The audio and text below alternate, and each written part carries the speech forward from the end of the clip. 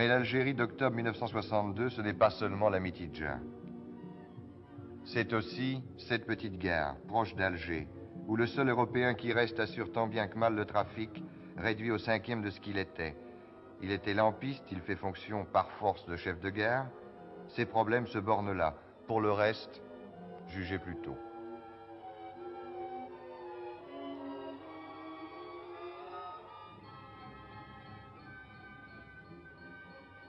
Pourquoi je suis resté? Oui. Oh ben ça c'est simple.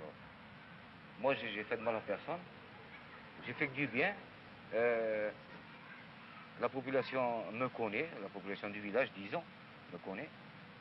Et puis dans cette période mouvementée, ben, je restais chez moi, je ne sortais pas de mon village. Et là, je risque rien, j'en suis, même actuellement, je ne risque rien. C'est tout, quoi, il n'y a pas de... Il n'y a pas de mystère, quoi.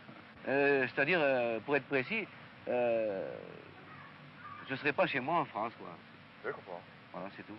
Je ne serai pas chez moi en France. J'irai en France en vacances, par exemple, pour voir de la famille qui est là-bas depuis 51, depuis 52. Peut-être encore d'autres qui sont partis maintenant, mais en passant comme ça. Mais je ne serai pas chez moi en France, alors c'est vrai. Donc j'en déduis que, à partir du moment où vous serez amené à choisir, vous choisirez la nationalité algérienne.